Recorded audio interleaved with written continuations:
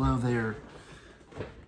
Coming to you from my office at the church, and I haven't done a video in over a week or so, and there's a reason for that. My awesome, fantastic wife had hip replacement surgery 2 weeks ago, and it's kind of kept us a little bit busy, but today is a great day because she is going to get her staples out, and that's going to be wonderful for her.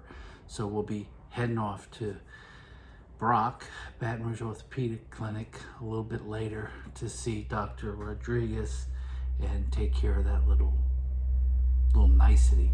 If you like the video, please hit the thumbs up. I'd appreciate if you subscribe to the channel, and we'll tell you what we're going to talk about today. I want to talk about things that aren't always as they appear, and yet it's kind of like right in front of you, but you have to open your mind and ears and be perceptive. I want to share a little story with you. Last Friday, I posted on Facebook something to the effect of, at 3 o'clock, look west. It's something for a historic possibility. I forget exactly how I said it. It was something like that. A lot of people said, why? What's going on? I was very afraid to post what was going on. But let me just simplify it and be careful how I say this. I'll just use one word: Arizona. And so at 3 o'clock, I watched very carefully the entire hearing in the Arizona Senate. And I watched the entire presentation. And sometimes it's just so obvious that things are one way, but you have to be real careful. Let me just talk about what a forensic audit is. As a lawyer, I can tell you that if I'm doing a case that involves money and accounting, you have to have a forensic accountant. That would be an accountant that does an evaluation in such a way that the results can be admissible in court. You have to have a lot of legal requirements covered for it to be forensic, quote unquote. So when you endeavor to do any kind of a forensic audit, you want the results of that audit to be able to be introduced in a court of law. There are certain evidentiary guidelines in the court of law that restrict certain kinds of testimony and different things like that. For example, hearsay. I'm sure you've heard about, you can't introduce hearsay in a court of law. In other words, I can't say, Billy Bob said that, blah. No, you got to go get Billy Bob to come testify to what Billy Bob said. So there's certain requirements. Now, I watched the entire presentation, and I walked away saying, wow, they were very cautiously careful to couch the evidence in terms that are they were very conservative. Let me put it that way. They could have said a lot stronger words to define and describe what had happened. And yet, it was very clear what happened. So then you go to the stories about it. And the stories about it in the mainstream press are just not true. They absolutely refuse to let people know what's going on. So it's incumbent upon all of us to go get the information themselves.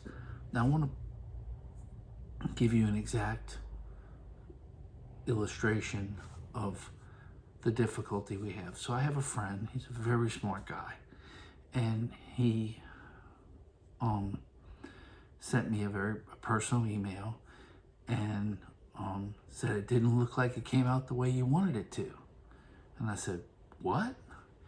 And he said, well, what I'm hearing is that it just supported the results as published. I said, that's not even close to what happened. So I shot him 3 articles that I had to go find by using a search engine other than the one that most people use, which I won't say.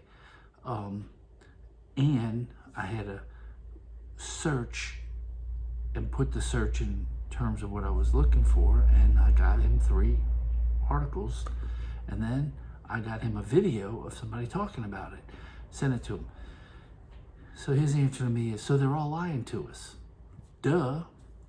And so I guess what I'm saying is, things aren't always the way they appear to be, and it's incumbent upon us to go try to find the truth.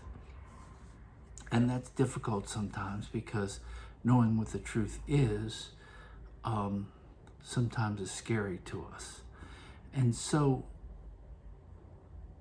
when I see a video of a person whose job is to be an undertaker, to bury people, and he chronologizes his business from the beginning of 2020 to now, and gives the actual numbers of how many people died and so on and so forth, and shows that it's no different than the year before.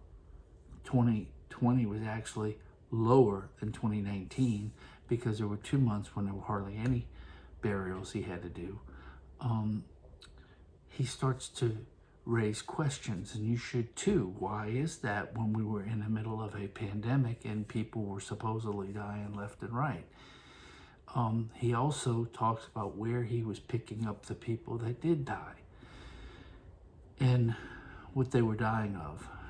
And very interesting video. It's out there. Anybody can see it. And if you want to know the truth, you need to go after information like what this guy is putting forth.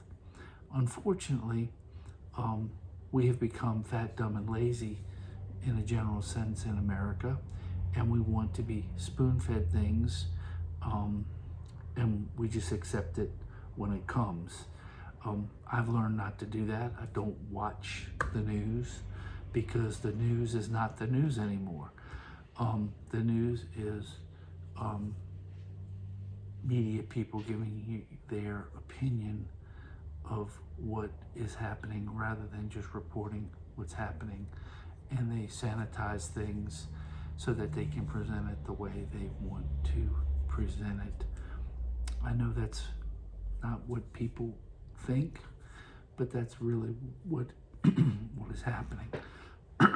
So there's a lot of things going on, and I'll tell you the categories of things that I focus on, and maybe I'll do some videos on these different topics. But every night, just about every night, instead of watching the news, I get on my computer and I watch videos or podcasts of people actually giving information.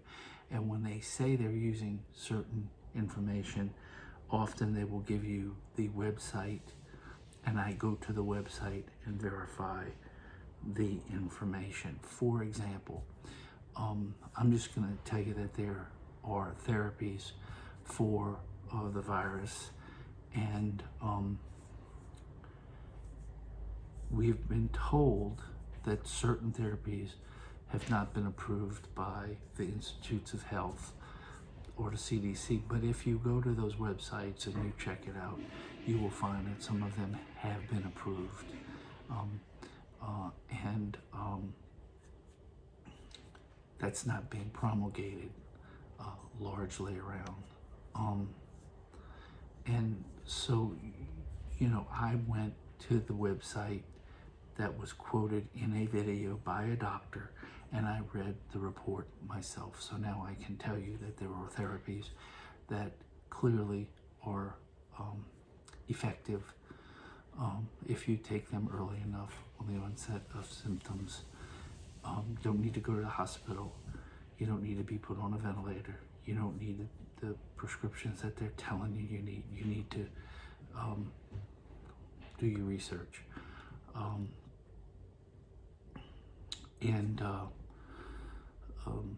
So the point of this video is to simply say that things sometimes are not the way they appear. We need to go find out what the truth is, and when we find the truth, knowledge of the truth can set you free. Anyway, that's enough pontificating today. I hope you enjoyed this video. Take care. God bless.